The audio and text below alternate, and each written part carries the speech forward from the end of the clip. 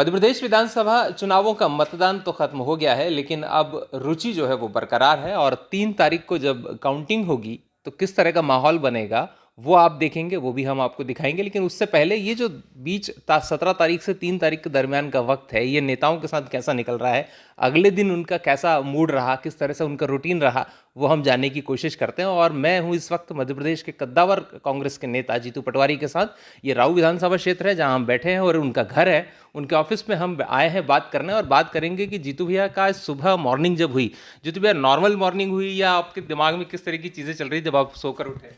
नहीं, कुछ नहीं। सुबह उठा, मेरी रोज़ की साइकिल रहती है, साइकिल ली, मैं क्षेत्र में गया, 1 घंटे मैंने साइकिल चलाई, फिर थोड़ा बहुत दिन हो गए थे जिम किए, अच्छा 1 घंटा जिम किया, फिर आया, ऑफिस में भीड़ थी बहुत सारी, उनसे बातचीत की, फिर अच्छा सा खाना खाया, फिर बच्चों के साथ खेला, क्रिकेट खेला, ऐसे ही नॉर्मल रूटीन।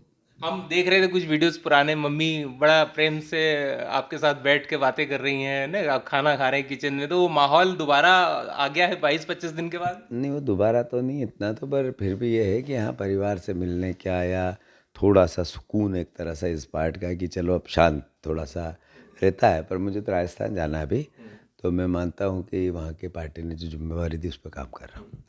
सारा चुनाव का भार आपके इन 2 कदमों पर था, बड़ा दर्द हो रहा होगा पैरों में, हम देख रहे हैं चलने में बड़ी तकलीफ है। नहीं, मेरा लिगामेंट में थोड़ा सा स्क्रैच आ गया है, डॉक्टर ने बोला उसमें 3 कुछ होता है, उसमें से एक में, तो एक बेल्ट पहन के मैंने पूरा इलेक्शन किया। आज उसकी फिजियोथेरेपी हो तो रोज ही हो रही थी, पर आज उसका एक्सरे वगैरह भी हुआ है। तो होता है, मतलब राजनीति में या सार्वजनिक जीवन में या कुछ पाने के लिए दर्द नहीं हो, ये कैसे हो सकता है? अच्छा, इस क्षेत्र में लोग बड़ा प्यार करते हैं आपको, इस बार जो माहौल है जीतू भैया कैसा है, क्योंकि ये चुनाव के मतदान के बाद का प्रश्न है। ये असल बात ये है कि मैं राऊ विधानसभा को अपना परिवार मानता हूँ। तो जब मैं परिवार मानता हूँ तो मैं मानता हूँ कि ये मैं हार और जीत का इसमें कोई आकलन नहीं है, बट मैं मानता हूँ कि प्रचंड बहुमत से प्यार करेंगे, प्रचंड बहुमत से अच्छा करेंगे।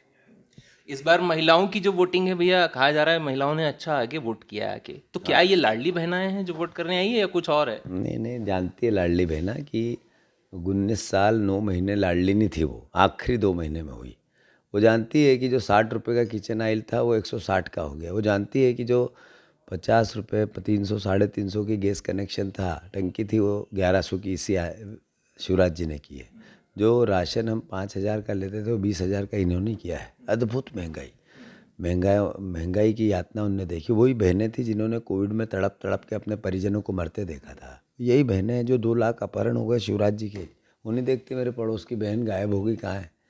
तो मैं मानता हूँ ये विरोध का वोट था। महिलाओं ने, लाडली बहना ने तिरस्कार कर दिया शिवराज जी का, ध्यान रखना, बीजेपी का। एक ईवीएम को लेके प्रश्न उठता है। दिग्विजय सिंह जी जब ईवीएम की बात करते हैं तो बीजेपी कहती है, कैलाश जी कहते हैं कि कांग्रेस को तो भरोसा ही नहीं है ईवीएम पे। कल शिवपुरी की घटना आपको शायद पता हो कि 2 ईवीएम जो हैं कब्रिस्तान के पास मिली, बाद में पता चला कि वो दोनों खाली थी। अब ये तो 10 तरह की और बातें हैं, कानून है, व्यवस्थाएं हैं, पार्टी का अपना, हमारी पार्टी का अपना व्यू है, वो समय समय पे आता है, उसमें मैं अपना वक्तव्य नहीं देना। मध्य प्रदेश में कितनी सीटें अब आ रही है कांग्रेस की? प्रचंड बहुमत, 155 सीट से ज़्यादा। वोटिंग परसेंटेज भी बढ़ा है।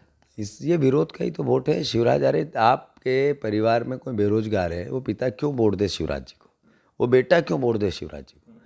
शिवराज जी ने जिस घर घर में नशा कर दिया, बेरोजगार कर दी, कर्जदार कर दिया, क्यों वोट दे इनको? वो क्यों वोट दे? वो किसान जिसके घर के बच्चे खून के आंसू रोते हो, क्यों वोट दे? जिसने 30,000 करोड़ एक रजिस्टर्ड झूठ बोल दिए शिवराज जी ने।